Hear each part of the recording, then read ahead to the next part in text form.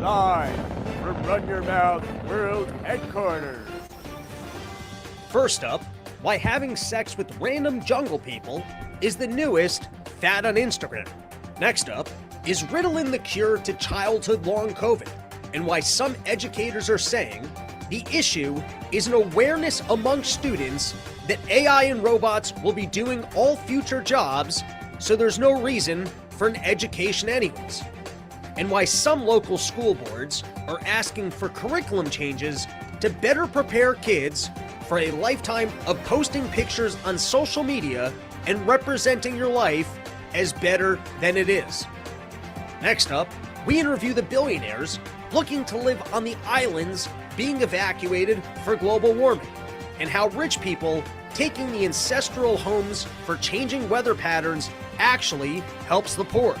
And lastly, with global warming on the verge of ending planet Earth, scientists are placing new chemicals into animal feed to curb cow farts, with other scientists warning that if cows don't let these farts out, the meat is going to taste spoiled and more farty. It's your daily dose of misinformation, pulled from a lightly hemorrhoided asshole. It's today's Run Your Mouth! What is up, everybody? Welcome back to another edition of the Run Your Mouth podcast. We've got a stacked episode. We've got all sorts of various topics that we're going to get into real briefly, and then a full breakdown of the FAUCI committee hearing. Did you guys watch that? 3 hours. I watched it live, and then I rewatched it to cut the clips, and then whatever. We'll get into that when we get into it, but before we do, I got a stacked weekend. Icarus Festival this Saturday. You've got myself, you got Danny Polachek, you got Lou Perez, you got other comedians, and before that, I'll be doing a live podcast with Thaddeus Russell, Lou Perez, and potentially some other comedians. So come hang out, everybody. And then Friday night, Porch Tour is back in action out in Doylestown, Pennsylvania. I know nothing about the people of Doylesville, but I'm excited to learn and celebrate porches with them. So go to summerporchtour.com for all the links. They're already in their episode description. Come hang out on a porch. All right, let's get into the news. I got no random things to talk about because not much has happened on my life since the last episode. So we can get right into it because we've got things to talk about. And so why not start with the fact that Biden has issued a new executive action with much of the southern border being closed at midnight. And, you know, you get a lot of people who are all upset about it. They're like, what, now you're finally going to fix it? Now you're finally going to fix it? That's the way deadlines work. Think about when you were in college. Did you ever go to the class? Did you ever study the papers? Did you ever research the thing? No, the night before you had to get it done. You get it done. That's why, I don't know, maybe we should do a presidential election every 3 months and then everything would get accomplished. Whatever the things you are really pissed off about, think about how much more free student loan debt you could get if we had an election every 3 months and they needed to re-bribe you. Maybe that's the problem here, is that they only have to bribe you every 4 years. So whatever's really important to you, you're only going to start hearing about it 3 months every 3 years and 6 months in. We do an election every 3 months. You get your free college loans. You get yourself the wall that you wanted. You'll get all sorts of things. And so, you know, Biden, he finally acknowledges that he's got to fix the border and he's not going to build a wall or get rid of the pardoning system. They're not going to talk about that. But he is going to put up a giant sign that says, hey, guys, we're no longer wide open, so don't come over anymore. So why don't we actually take a look at what it is that Biden's got planned, finally passing executive actions, saying, I understand that this border's a problem. He finally acknowledges it. And it seems like they're basically trying to do what they were trying to get the Republicans to pass along with the 2,500 legalized coming in every single day. But listen, before I start putting words into Biden's mouth, why don't we read some of the preliminary articles of this new plan that Biden has to finally not bring all sorts of people over the border. Are they going to look into all the non-governmental organizations that we're giving money to? The China people building bridges over the whatever gap through Panama? Are they going to look into any of that? No. But guys, don't worry. No walls being built, but they've got this problem under control. New executive actions to finally close this border. So here, this is the first thing that Biden had to say about this. I will never demonize immigrants. I will never refer to his immigrants as poisoning the blood of our country. And further, I will never separate children from their families at the border. So, you know, Biden's going to be a little bit more polite when he goes, you got to get the fuck out of here. He's going to be a lot nicer about it. You know, when Trump's up there and he's being all rude about it, that's the real issue. The issue is not policy. It's not how you treat people. It's not whether or not you do or don't let them in, put up a wall and say you can't come in. It's about making sure that you're really nice while you do it. And so here's some of what he has planned. Let's give this a read because, I only had to read one paragraph and I already saw all the Jewy Looney Tunes tricks that's going to get more people into the country. So sure, it's a couple months away from the election.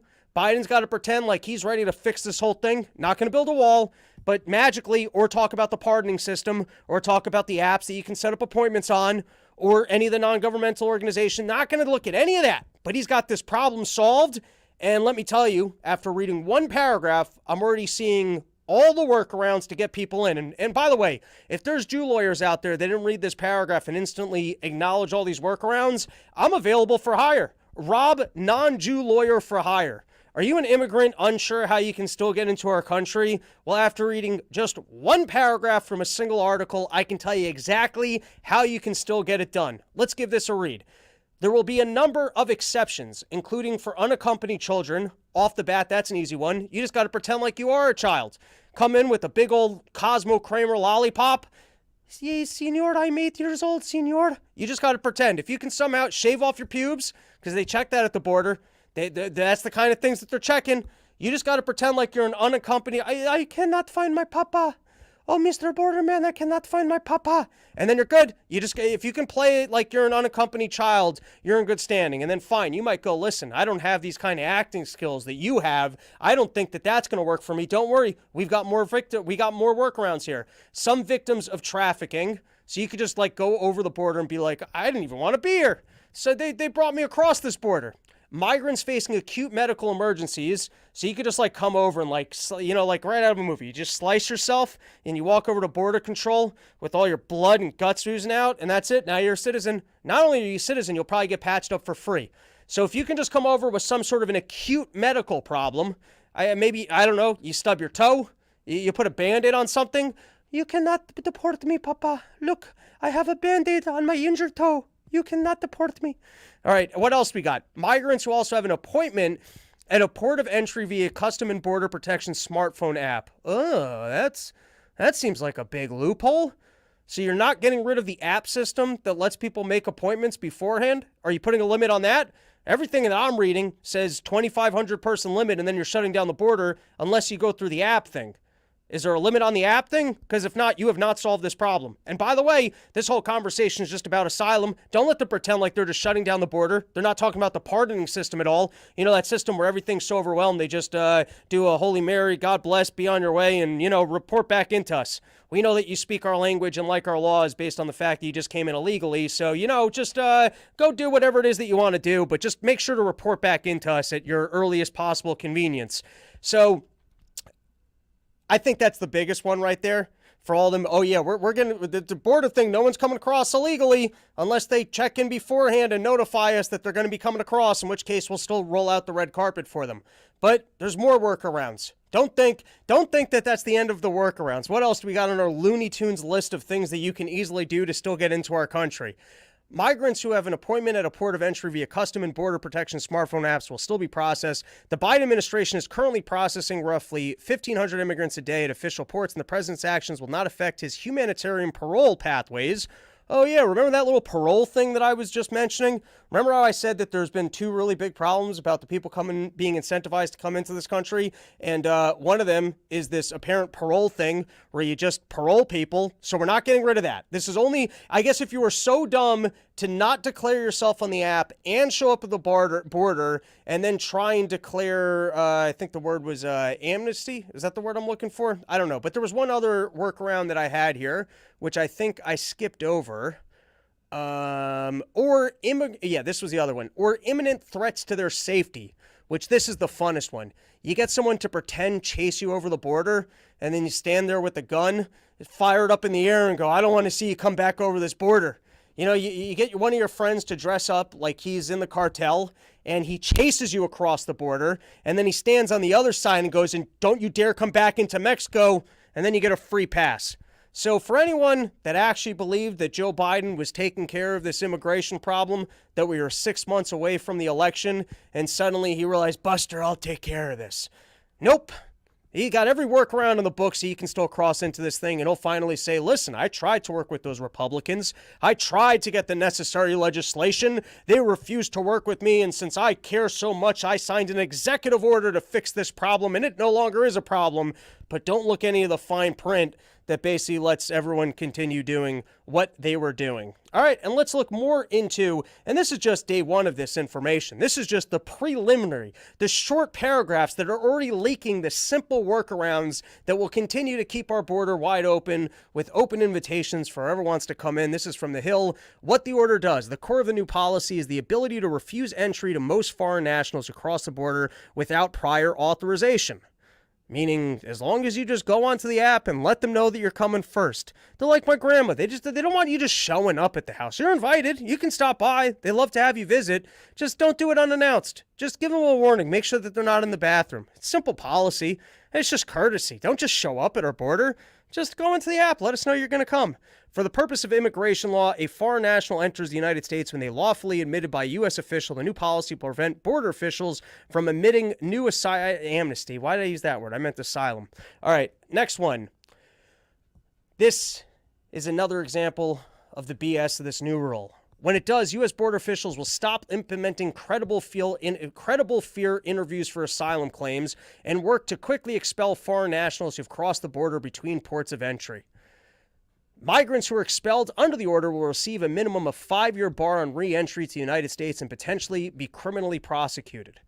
So I don't understand this. If we like the concept of asylum and someone's actually truly in danger, why not help them? Why are we actually going to get rid of the people who are truly in an issue of asylum? And if there are real people who have an issue that they need asylum, can they actually survive 5 years where they're going?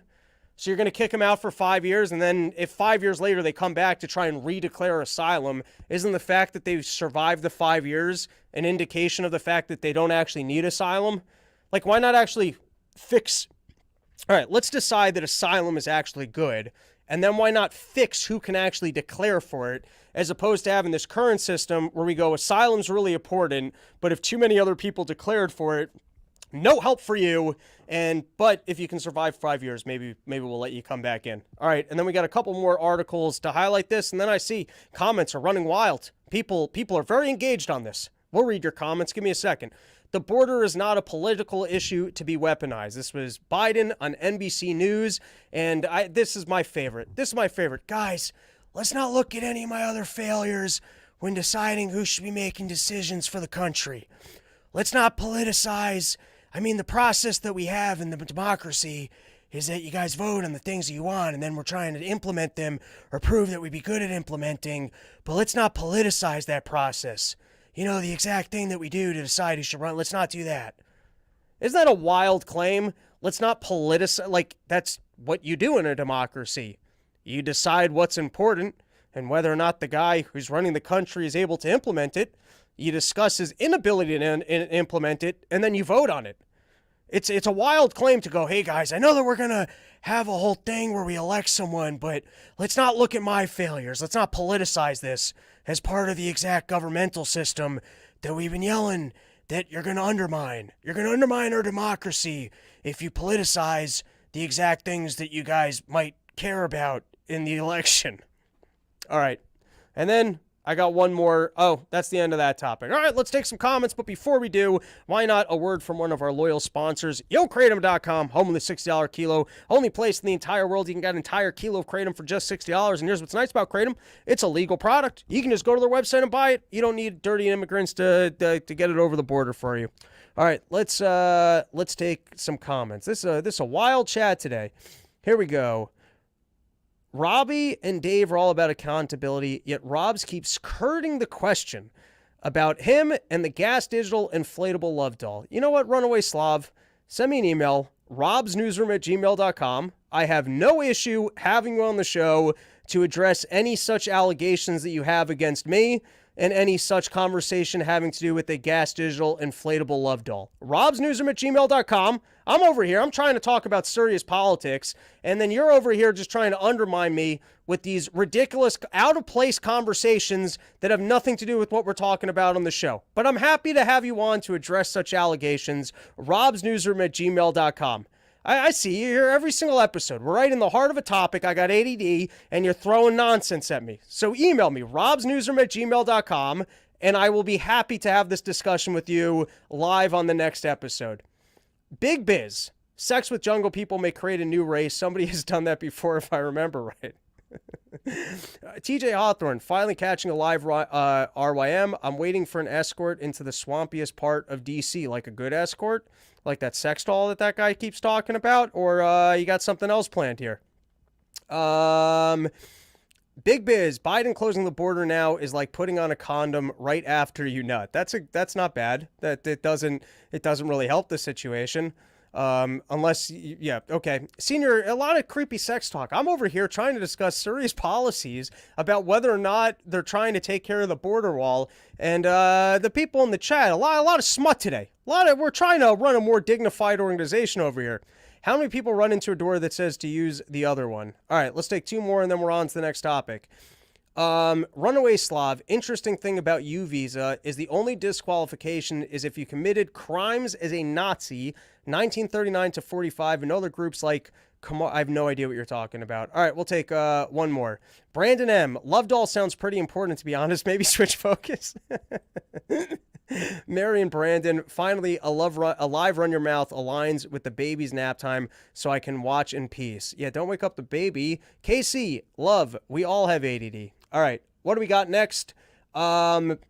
These were two articles that caught my interest. McConnell comes to Trump's defense after guilty verdict, and Romney scorches Bragg's political decision in Trump case malpractice. It's interesting to me that your deep state coups to the Republican Party, the guys that don't want to align themselves with Trump, they've done everything they could to try and get the party to move on from Trump. Even they don't like these dirty tricks. And you want to know why? Because they don't want to live in a world where politicians are investigating the other politicians. They don't want to turn the DA people loose across the board. That's not what they're looking for. You want people looking into Nancy Pelosi's stock trades? You want people looking to what goes on with the Clinton organization? Nobody wants that. And so even these people are standing up and going, this is not the normal course of business. And let's figure out how to make it that way. All right, next up, we got a couple quick topics, and then we're going to get into the FAUCI committee hearings. This is from the AP. Judge rejects calls to immediately shut down Alex Jones' InfoWars and bankruptcy dispute. I just want to point out, I understand what Alex Jones did with Sandy Hook was, it was just not right. It just shouldn't have done that. And if you're going to talk about the topic, you can't make any position you ever want to say known without saying up front that you condemn the things that obviously no one would ever support. All right. So with that disclaimer out of the way, hey guys, before we talk about this topic and I actually say anything, I just want to let you know that I'm a compassionate human being just like everybody else. And if you don't get the disclaimers out of the way up front, then everybody can call you an evil person. Okay. There you go. We got the disclaimers out of the way. I don't support what he did. I don't know the context. I don't know how much airtime was done for it. I don't know why all the people that got to amplify that, they're off scot-free. But the guy who, all right, doesn't matter. None of that matters. Just before we get into the Fauci thing, I just want to put a little bit of context to if we're saying that there's harm for putting out information that's not true into the world, how is it possible that AJ's got $1.2 billion in fines and the entire world is not trying to change the law so we can legally try and hang Fauci and the others that propagated COVID upon us? I'm just saying, if we live in a world where misinformation creates drastic harm for human beings, that informing people of things that turn out not to be true can create horrible harm. And even if you have just 5 or 6 individuals, and yes, the 5 or 6 individuals that were affected by the words of Alex Jones were harmfully affected. I'm not saying that they weren't, but how many people were harmed by the information that Fauci put into the world? And when you're a government official and the mouthpiece for, hey, here's the information that everybody needs to know, this information is the science, and everybody needs to follow it, I would think if you were to put those two people next to each other and go, who do you think should be more accountable for saying things that they knew not to be true? Or who should be investigated first for making statements that aren't true? I think you can all agree that Fauci's the one that we should be holding accountable. And government officials, people that actually have no out for saying, I didn't know that. It was the other people that said that. The other people made that info. We didn't know it when we said it. You don't get to make those excuses. I understand if you're a dumb person like me with the show called Run Your Mouth, and you're just saying, hey, here's all the news topics, here's some jokes on them, here's some off-the-cuff analysis, that you get something wrong and you can turn around and go, yeah, but look at the context of what I'm doing and the way I present information.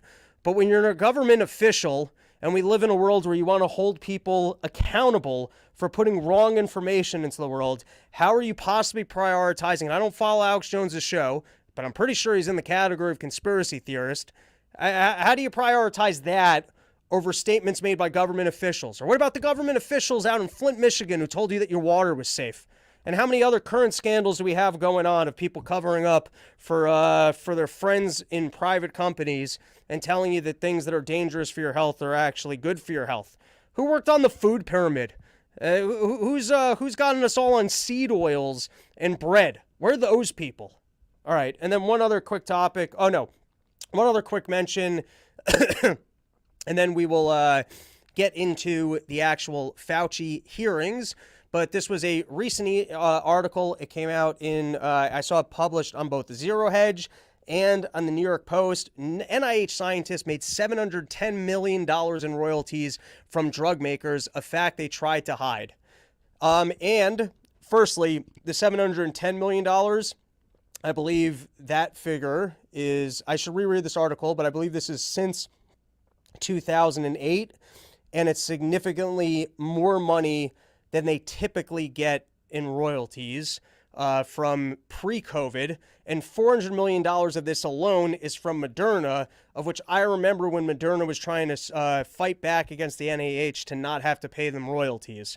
So here you've got this government organization telling us what we have to do with our health, and clearly have a conflict of interest in terms of prioritizing us and our health needs when they've got that kind of payments coming from the drug companies that either you could argue they're supposed to regulate or at least not be pushing their products on their behalf because they're going to get payments for it. I would think you have to make some choices like, hey, I'm going to work as a government representative, and then you don't get to get paid by the private companies, or you can be on the side of private companies are better. They create more in value. And so if I go work in the private market and I come up with health products that everybody needs, well, then I should be paid for it. And I agree with you 100%. But then when you go onto the government side of it, when it introduces force, and then you start being able to force it upon people, well, then you don't get to get the payments for the free market and value-based system. You've jumped to the other team and said, no, I want to be in the force category. And if you're in the force category, well, then you've got the ability to manipulate markets and manipulate people and force people to do things. So then you don't get to continue to get the payments from the free market system, which is, hey, we added value with this creation. Here, this is a little bit more information from that article. Almost all that cash, $600 million, went to the National Institute of Allergy and Infectious Disease, the sub-agency led by Dr. Anthony Fauci and 260 of his scientists. Oh, yeah, one more random article, and then we'll get into the Fauci stuff. And let's plug another sponsor, ZephHemp.com. Guys, every time I shave my head now, I like to lather that stuff up. I like to take the CBG oil, lather it up on my head, lather it up on my face. If I start feeling, none of this is like the normal use for the stuff, but it's what I like using it for. And I like massaging my sore muscles. I like putting it on my hemorrhoids. I put Zeph Hemp on everything. It's like that old Frank's ad. Zeph Hemp, Zia Extraordinary Farms. My good friend Mr. West, use promo code RYM, you get 25% off. Hopefully we'll be back in his field in the middle of nowhere at some point, not in the middle of summer during a sandstorm. That's not what I'm looking for. But if you're looking for a nice CBD, CBG oil, work on your sore muscles, or I like to use it as an aftershave, as I said, you go to zephemp.com, use promo code RYM, you get yourself 25% off. All right, let's take a couple comments, and then we'll do this last topic, and then we'll get into the thingy things. Senior Extraordinary, how worn out is the carpet where Rob paces? It's an industrial carpet here, so this carpet's doing pretty good. The carpet in my apartment is pretty disgusting, but luckily I have no light bulbs, so you can't really see it. Montana native saying nobody is above the law. Robbie? TJ Hawthorne, Biden is polling about as good as fungi infections. All right. Dylan Famaragawaga, you don't like my energy? Well, at least I can at cheese. I don't know what the fuck that is. All right, last comment. C. Cest.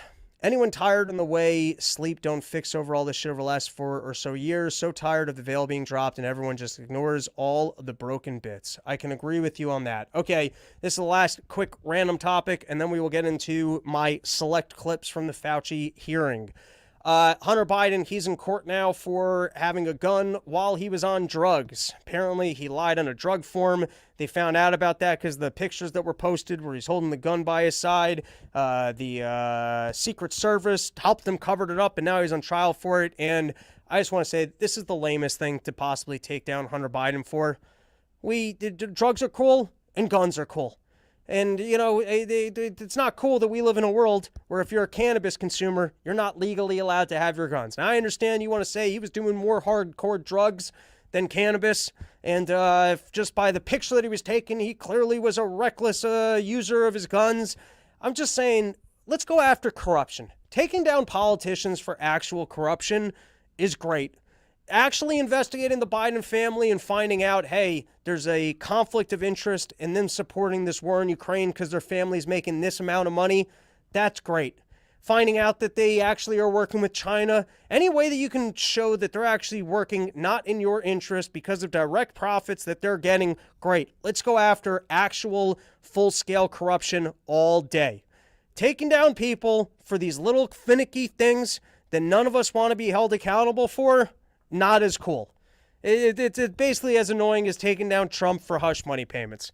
There are juicier things to go after Hunter Biden for, and I get it, fine. Any of the rest of us, if we were caught with a picture online holding a gun and it was clearly at the same time that you were on drugs, I understand you're going to have a problem. You're going to have someone knock on your door. And so in this case, why does this guy get a pass just for being the president's son? Fine. I agree with you. And if anything, maybe it's more fun to take down the elites for the little petty things that we have to agree with as well. But, like, I don't know. Do we really want to empower the power structure that this is the type of prosecutions that they should be going after? All right. And now let's delve into the FAUCI hearing. And I got to come clean on this. I had a rough morning, everybody, because, I watched this entire thing live.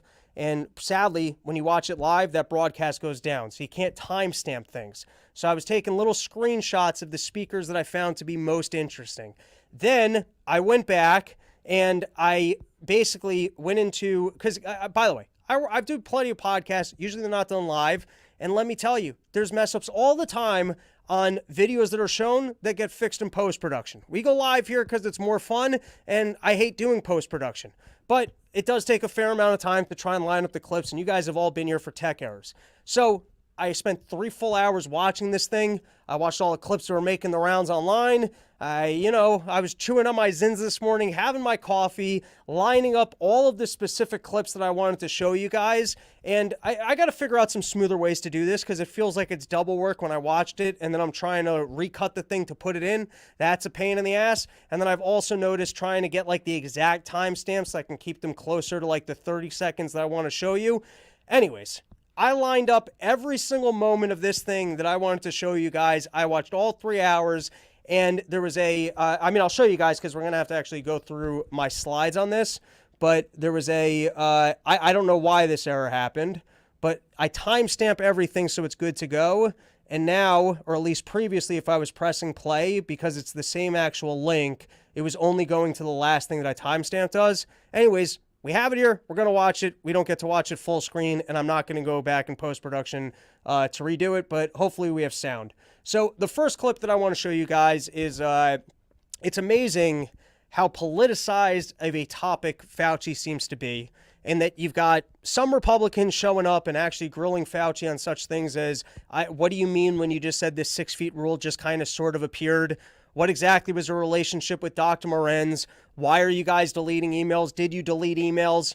Why is it that you were selling the American people on this? Did you ever research it for infection? What went wrong here? Who should be held responsible? All very important questions.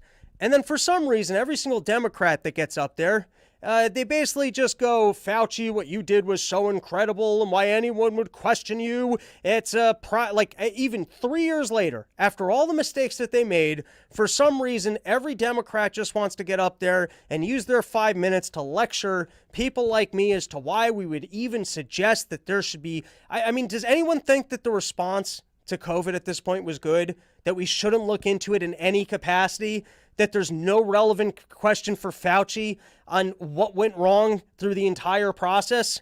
I mean, do you really stand by all the mistreatments, the increase in drug addiction in this country, the miseducation of kids, the lost businesses? I mean, are you really standing by everything that happened, that all you can say at a committee hearing is using your 5 minutes to go, I just want to remind this country about the praise that we should all have for this noble man who stood up at our time of emergency and need and did everything he could for the American people?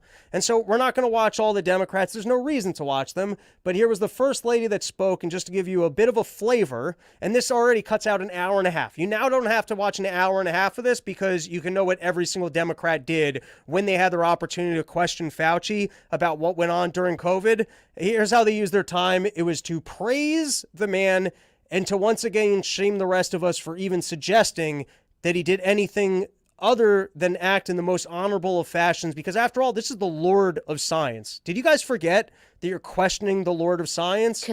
Fringe far-right conspiracy theories have permeated even mainstream media outlets, and some Republican members of Congress have played along. I regret that many of the conspiracies have smeared you, Dr. Fauci, as you and our top scientists did everything to keep Americans safe during the deadly days of COVID-19. Over 1.1 million Americans lost their lives to COVID-19, and today it's still more deadly than the flu. As we learned from Zika and Ebola, the ways viruses are transmitted are not obvious at first, and the development of treatments and vaccines takes time. What you and your team did to speed the development of the safe and effective COVID-19 vaccine was remarkable. You guys get it. Lawyer lady up there letting you know Fauci did his part and he did it remarkably well. All right, Still more deadly than the flu. The audio clip on that. As we learned from Zika. Like I said, we are going to have a couple problems.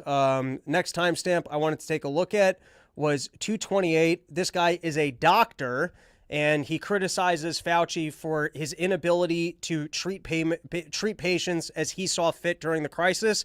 And then he actually plays audio, which is pretty damning, of Fauci talking about how they're not allowed to use the word mandate. We can't say that we're forcing people, or maybe it's that we can't say that we're forcing people, but then he talks about, in practicality, what efforts government can take to essentially force you to get vaccinated. Let's give this a listen. You're going to get vaccinated. Lady, you're going to get vaccinated.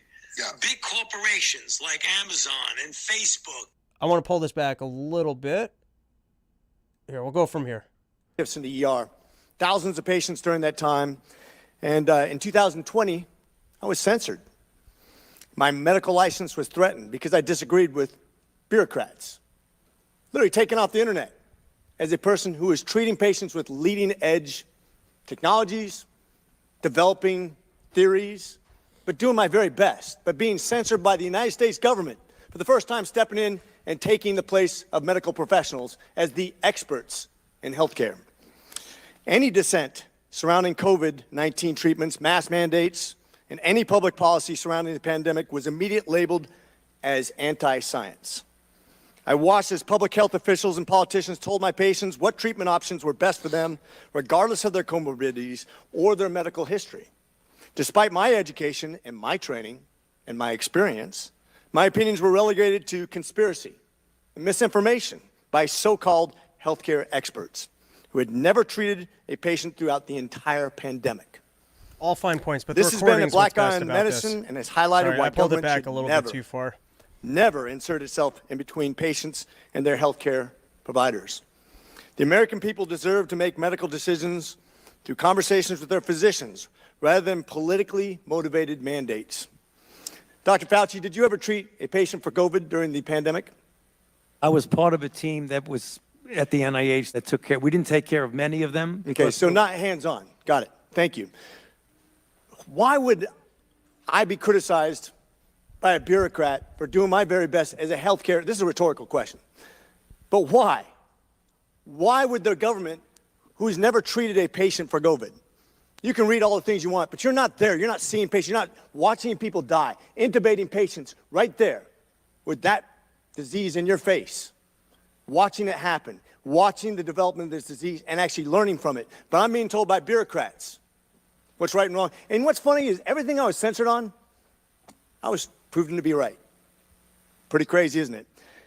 You said in an interview that you gave as part of an audiobook written by Michael Spector that you believed an institutional should make it hard for people to live their lives so they'd feel pressured to get vaccinated. Could we run the audio clip on that, please? You think can be done about it. I have to say that I don't see a big solution other than some sort of mandatory vaccination. I know federal officials don't like to use that term. Once people feel empowered and protected legally, you are going to have schools, universities, and colleges are going to say, you want to come to this college, buddy? You're going to get vaccinated. Lady, you're going to get vaccinated. Yeah. Big corporations like Amazon and Facebook and all of those. I already got to pause this for a second. For all the, we never forced anybody. I never said that. I was just relaying the information from those people. This is the real guy. This is the real guy. Hey, legally, we're not allowed to mandate. All right, well, we can't mandate, but if we empower all these other organizations to essentially enforce this, they will go ahead and enforce this. Why am I being blurred from my camera? Am I being censored by the internet right in front of my own very face? Anyways, this is the real guy. He knows what he's doing every step of the way.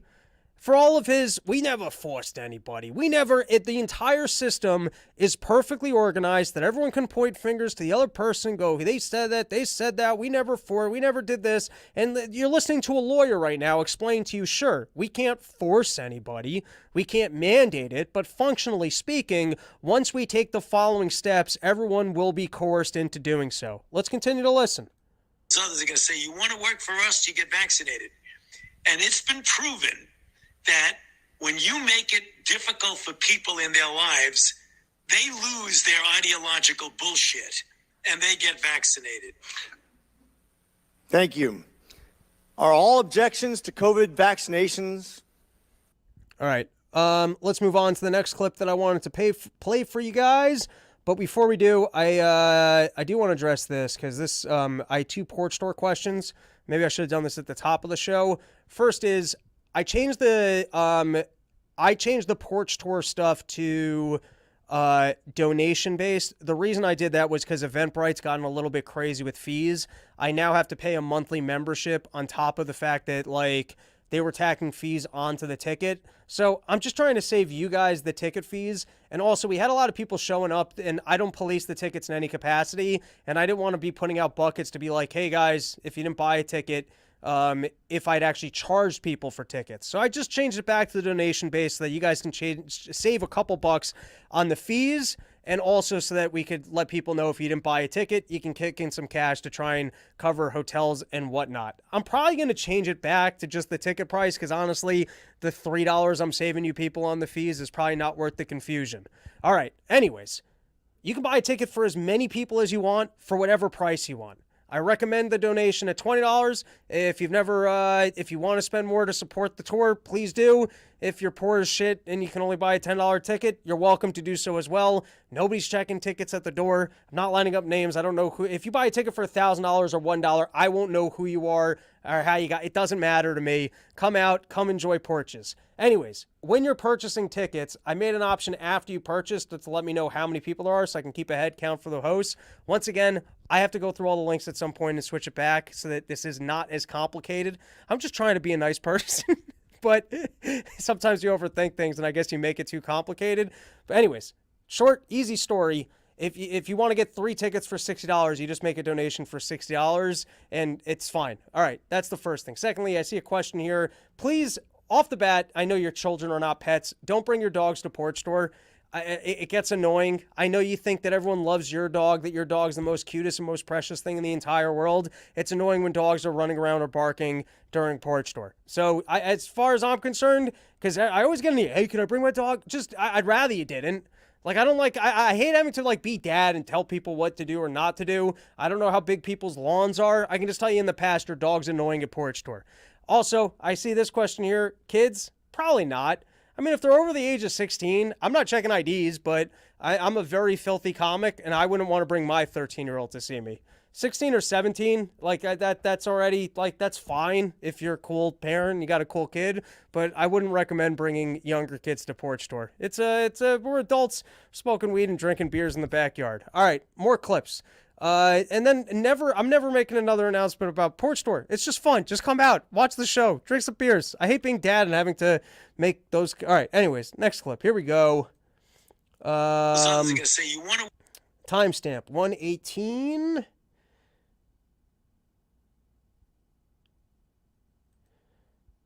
All right, this I particularly appreciated because on the last episode, and you can cut this clip, I mean, I have this clip up on Twitter and otherwise, I was saying Fauci's going to say that he does not use his Gmail except for personal business emails.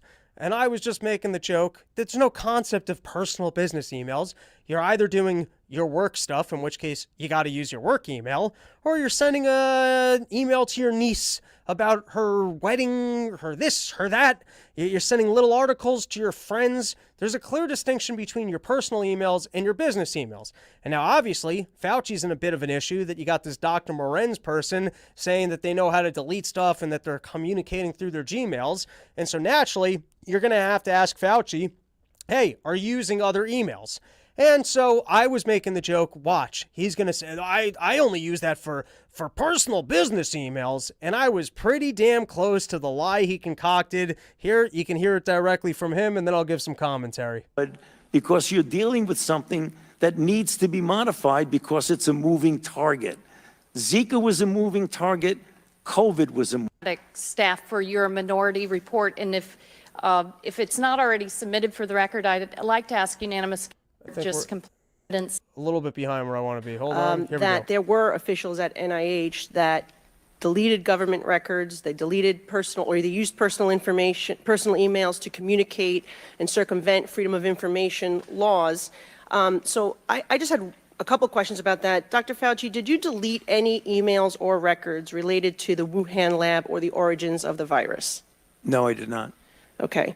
Dr. Morenz said in a May 2021 email, he indicated that he was connecting people to you in a, quote, secret back channel. Do you know what he was referring to? I don't have any idea what he's talking about. There is no back channel at NIAID. Okay, there is, he also said in another email that there is no worry about Freedom of Information Act. I can send stuff to Tony on his private email. Did you communicate with anyone relating to anything regarding NIH or with Dr. Morenz on a private email? I do not do government business on my private email. Okay, so have you communicated with Dr. Morenz via private email, even if it was not necessarily your definition of government business? It might have been because, as I mentioned in my opening statement, one of his functions is to write chapters, medical scientific chapters with me, so it is conceivable that I communicated with him on my private.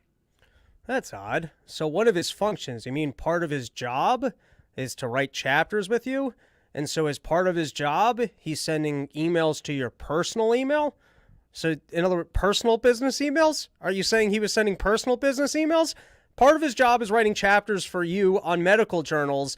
And when he's sending the business emails that are for the chapters on government time as part of his government job, well, those go to my... Yeah, it's possible. The emails in my email with the exact doctor who said he was sending me emails, but those were only somewhat work-related.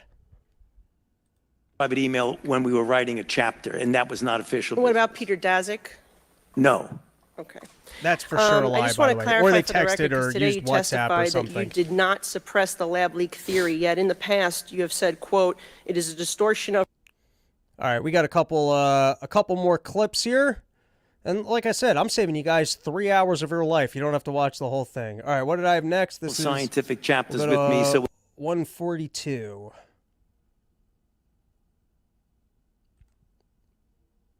Mr. Infume said, because I do think we need to focus on the people, and I think that's really cool. It's to believe these measures were just hearing early on when 5,000 people were dying a day, yes. church closures, Same thing. school closures, Again, stay-at-home orders. these were important when we were trying to stop the tsunami of deaths that were occurring early on. How Early long on. you kept them going is debatable. Mask mandates for adults, mask mandates for children, mask mandates for children under 5. And going back to what I said before, all of that is in the context of, at the time, 4,000 to Mask mandates for children 5,000 under people a 5. day There's were scientific dying. evidence for that.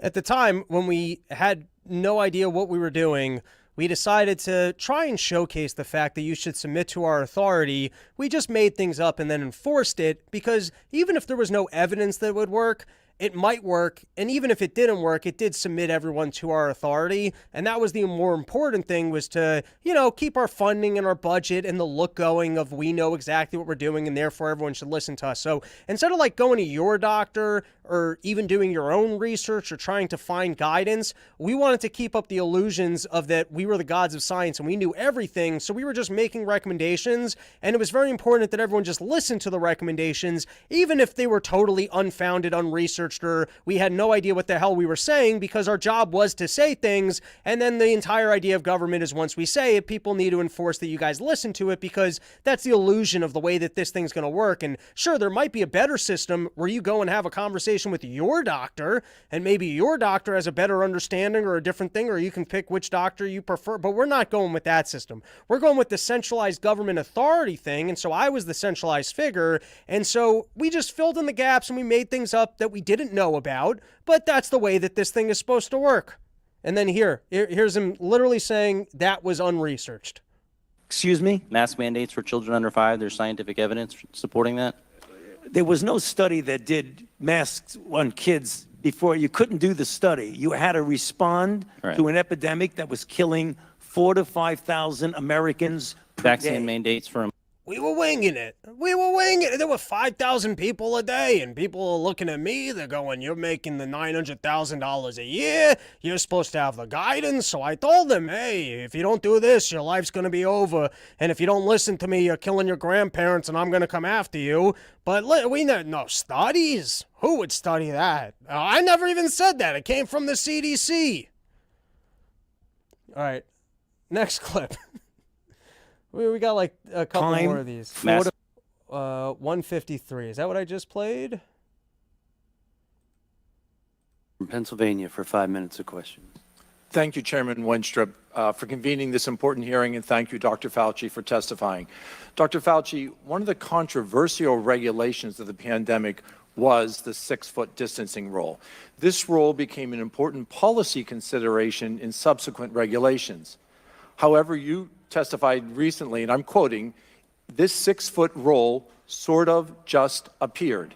Do you think that a rule that sort of just appeared is substantial justification for the regulations that we saw based on that 6-foot rule? Finally. This is like, what was it? This is an hour and 53 minutes into the hearing, and this is the, or at least first substantial time that I spotted this question of, why are you shutting down the entire country in mandating social distancing and staying home and closing schools and closing gyms and the closing this and the closing the that and the wearing of the mask over some 6 feet rule that was unstudied. Finally, so let's hear what Fauci has to say. Congressman, thank you for that question. I answered that, but I'll summarize it briefly for you. When saying it just appeared, it came from the CDC. Okay, you stated that earlier. What was your relationship with the CDC when you saw a regulation? So who do we get to hold accountable for this? Who exactly, like, that's the way you fix this thing, is that one person has to sign off on a decision, and if it's wrong, then they're responsible. Or you go, we're not sure, and you return the power to us to make our own decisions. But you can't go that this is absolutely science, everybody follow it, because I'm the Lord of Science, and then it was the other branch of government. Which was not based in the current science. Well, when I say was not based in science, I meant a prospective clinical trial to determine whether 6 foot was better than 3, was better than 10. But once... By the way, that is a lie. I'm going to play a clip for you guys in a little bit of when a Republican lawyer asked some questions for about 30 minutes. And when this question comes up again, he goes that there was no study, and he even says 0 feet. So over here, he's trying to pass it off as, hey, we know that we needed to socially distance. I just can't tell you that it was 4, 5, 6, or 8 feet, which already doesn't sound scientific. Or if you ran no study, then why did you institute it? But even what he's saying right here, which is trying to create this picture of, no, we knew that this was an important tool. We just came up with the 6 feet because that kind of made sense, but I can't tell you that that was better than 8 or better than 4. Even, and you're going to hear it later, even that line is a lie. Once we realized that the virus was not spread by droplets and was aerosolized, did you feel an indication to go back to the CDC and said, let's base this on science. Let's get rid of this 6 foot rule. This 6 foot rule crippled businesses. It allowed students to stay at home and not learn. Americans suffered. And that suffering continues because the fracture of trust in American scientists continues to this day. Did you not feel an obligation for something that just sort of appeared, not to go back to the CDC and say, let's base this on what we know? It was a CDC decision, and it was clear. Were you dialoguing with the CDC? Excuse me? Were you in communication with the CDC? CDC was part of the coronavirus response team. Yeah. And you didn't feel an obligation to go to them and say, look, Americans aren't going to trust us. As you listen to We're this? providing them with misinformation. We have discussions at the White House about that. We did, but the CDC's decision and was their decision to make, and they made it. And you didn't feel an obligation as the lead scientist at the NIH to challenge that? I've challenged the CDC. There you go. I guess haul people from the CDC in, or in the future when they go, I'm the Lord of Science and everyone has to listen to this. Let's all yell, okay, specifically who, and specifically what study. And then if we're over here going specifically who and specifically what study, don't censor us and tell us how dare you question the science. Because here's the science. The 2-year look back admission from his own mouth, we were winging it as we went, cross-referencing the other organization. There was no study. I don't know how they came up with it. So no more censorship of the internet when people just want to go, well, can you tell us where this information came from? How is that science? Where was it studied? All right.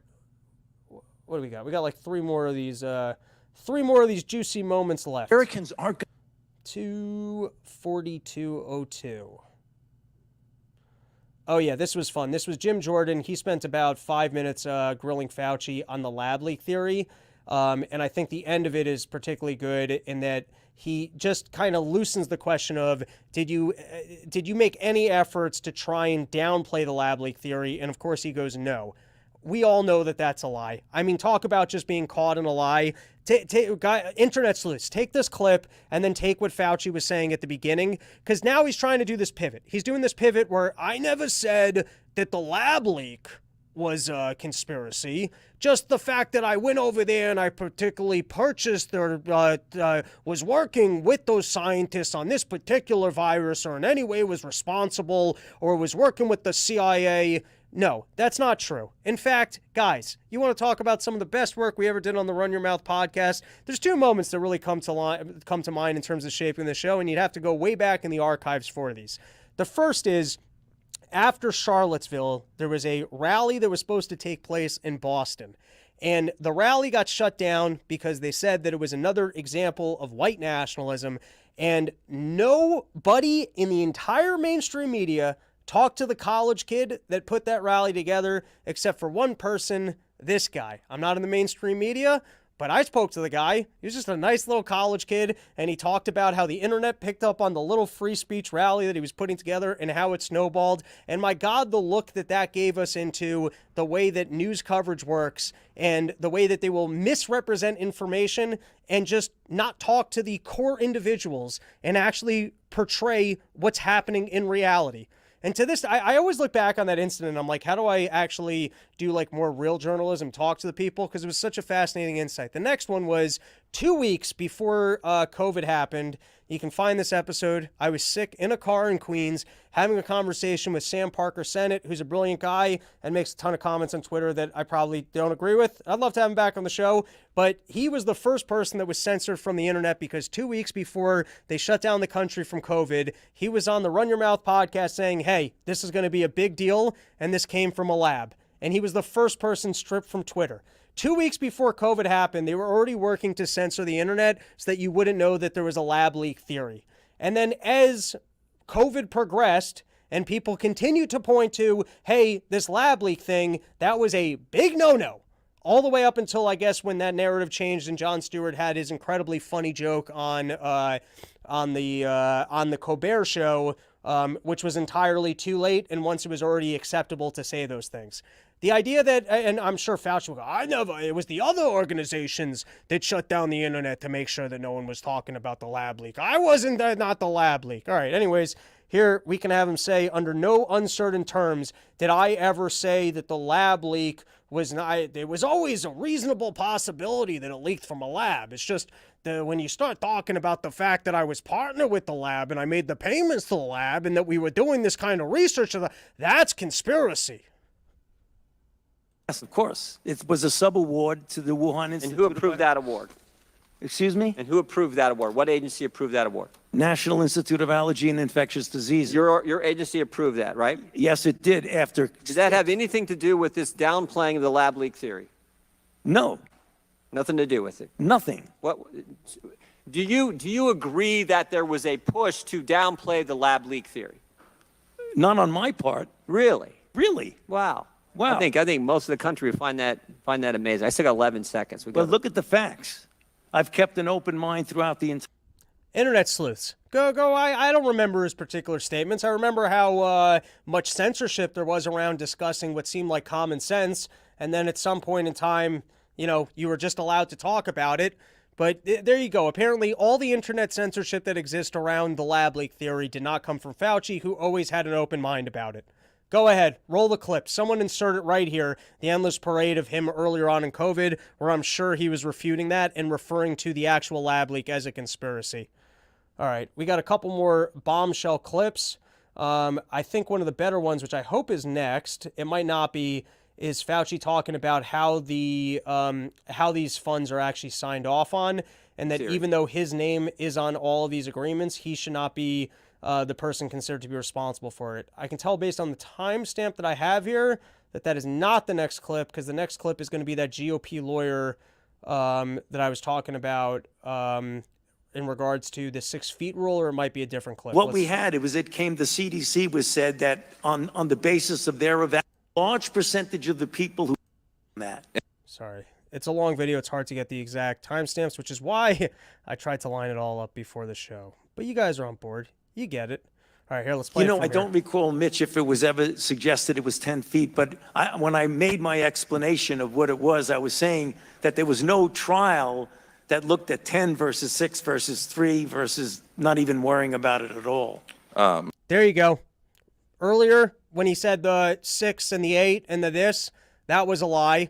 And there you finally get the real information, which is there was no evidence to even say that there was any reason to do it whatsoever. There you go. That's slightly more honest. Before, when he's trying to go, listen, it was important. We just got the 6 versus the 8, and then there you go. There you go. Later on, he lets you know, actually, there was no study to suggest that it needed to be done at all.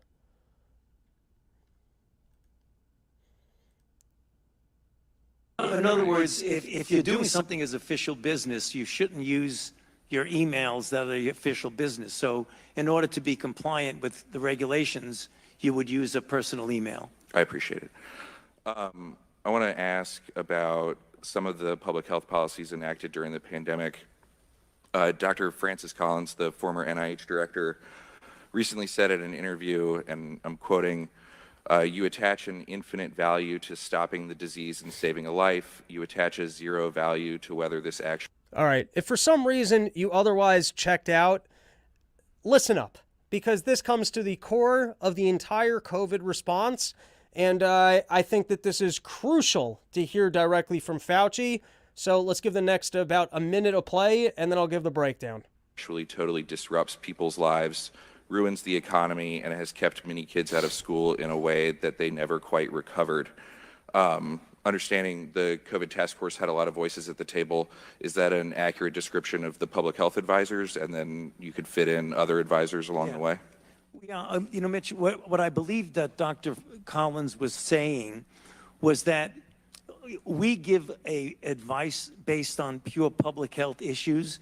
It's very, very clear now, retrospectively, looking at the potential collateral negative effects of things like mandating. It would be important for us now, since the purpose of, I believe, why we're here, is to how we can do better next time, is to consider the balance. I think things that we did in the beginning were in the context of horrible situation of 4,000 to 5,000 deaths per day.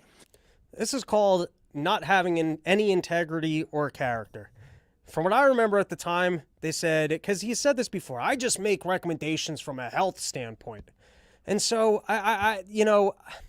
let's say there was some drug that, I don't know, it increased your lifespan by 1 year, but it cost you every single dollar that you have. So, I don't know, by the way, and you had to make that decision at age 30. You're gonna be poor and destitute for the rest of your life. And so Fauci would stand up there and go, I can only make a health recommendation. I'm just making a health recommendation. Except it's not just a recommendation. When you go, everybody has to listen to me. We got to make decisions just based off of the health. And so therefore I'm making the health recommendation. So you have to give us all of your money until the time that you die, so that instead of living to just age 83, you can live to age 84. Because I'm just making a health decision. That's a stupid way to make decisions. I understand that mine's an extreme example, and it deletes the little, we're living in an emergency part, but that's what they did. There were people that were standing there and going, hey, I don't think this is going to be better. I don't think people are going to be healthier if they're not getting their cancer screenings. I don't think people are going to be healthier if they're not going to the gym. I don't think people are going to overall be healthier if they're losing their jobs, staying home and drinking.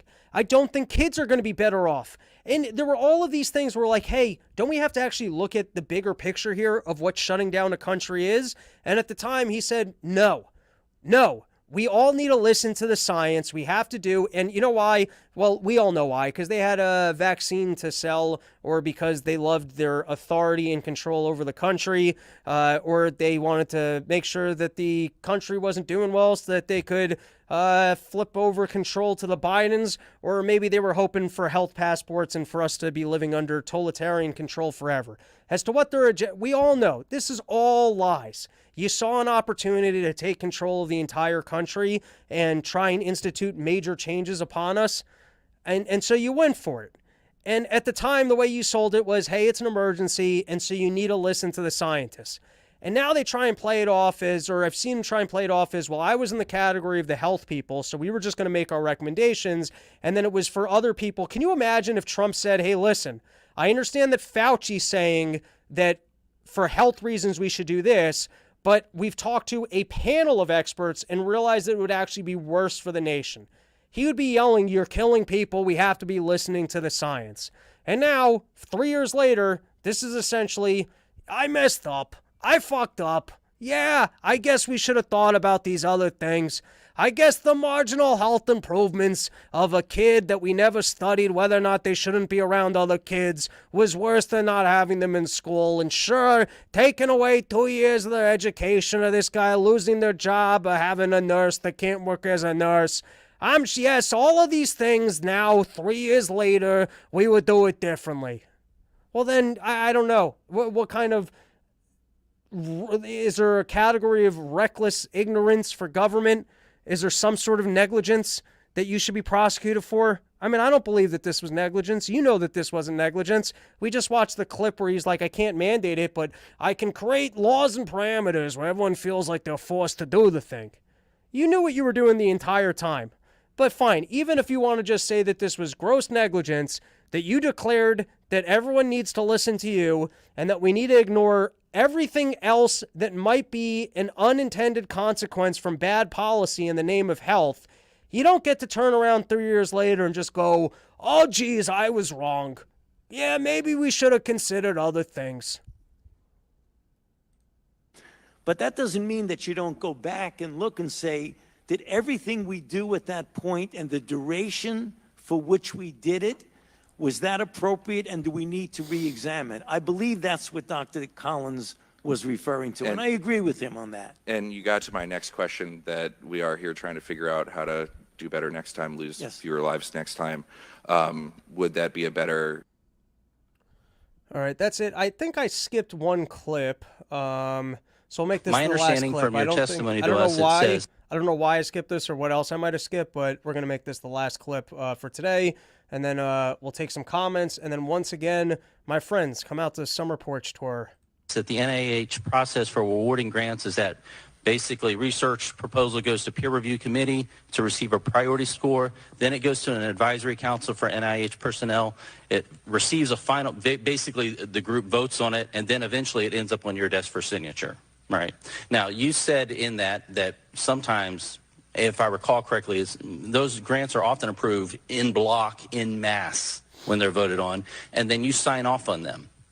That's correct. This is one of the things that's really troubling to the American people, because they look at their lives being destroyed, and there's no one to hold accountable, because these systems of accountability have become systems of plausible deniability. And so your name is on every single grant, but yet you absolve yourself of any sort of responsibility by saying, well, it goes to this committee that's, that has a number of people on it, and they're approved in block, and so there's no accountability for anything, any of the taxpayer dollars that are going forth. I disagree with you, Congressman, because if you look at the number of grants, we fund thousands of grants. It would be physically impossible for me to go through every single grant in a detailed way to understand it.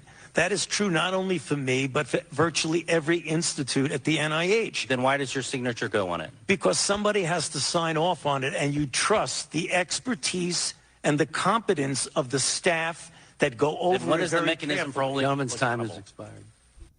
It's a sad thing that guy got cut off right there when he's really getting to the core of one of the issues of how do we have accountability here if at every step of the way, it was that guy who did it to that guy. Sure, I signed my name on the document, got on the news, and declared myself the Lord of Science, but to hold me accountable. Meanwhile, Trump's accountable for hiring experts to put together financial documents for himself that the experts made the recommendations on and signed off on. But he's responsible for that. And Alex Jones is responsible for, spouting nonsense about what happened in Sandy Hook. But the guy with signed documents with the team that's supposed to prepare it, there's no accountability. All right, that's the episode. Thank you for hanging out. Once again, summerporchtour.com. We got a lot of porch tours coming, and there will be even more as I get the August, September, October dates from Dave, and then I see if I have enough new material to go out west and redo Colorado, biggest market, Arizona, and Las Vegas were some of the funnest shows of the tour. Love being in Sandpoint, so hopefully we'll re-hit all those locations. And, of course, by the way, going to be out with Dave in Vegas in about 2 weeks. All right, let's take a couple of comments and call it an episode. KC, when are we going to realize that these elections have been as fake as anything they tell us? Slaves work better when they think they're free. I agree with the slaves part, and I'm not standing up for our elections. I just don't know that there's proof of it. Jeff, Fauci did what Congress does with ABC agencies. It wasn't me, it was XYZ. please reelect me. Fair enough. All right, I think it's enough episode for one day. Guys, oh, there you go. What the fact? Come back to Utah. I would love to come back to Utah, and Dave better. I shouldn't say better. I hope that Dave rebooks Utah during the winter, because that was some of the best skiing I ever did. And then I had all these people coming up to me and going, you got to ski this mountain, I got to pass for you. You got to ski this mountain, I got to pass for you. I should start lining up tours all of next winter just based off of where people have passes for me. If you've got free ski passes for me, robsnewsroom@gmail.com. All right, guys, that's the episode. Thanks for hanging out. Hopefully this will actually lead to some Fauci accountability. The only guy who's really pushing for it is Rand Paul, who goes, hey, looks to me like Fauci's throwing this Dr. Morenz guy under the bus and saying that what the Dr. Morenz guy was saying was lying. So it's time to give Dr. Morenz a little bit of immunity if he'll, actually testify against the big boss. And now as to whether or not there's any political will to actually prosecute the demon Fauci himself, doesn't appear to be so at the moment. But I guess you get to see Dave take down Cuomo, and you get to hear me yell about clips. And that's worth something, isn't it? All right. Have a great day, everybody. Catch you next episode doing a live Run Your Mouth.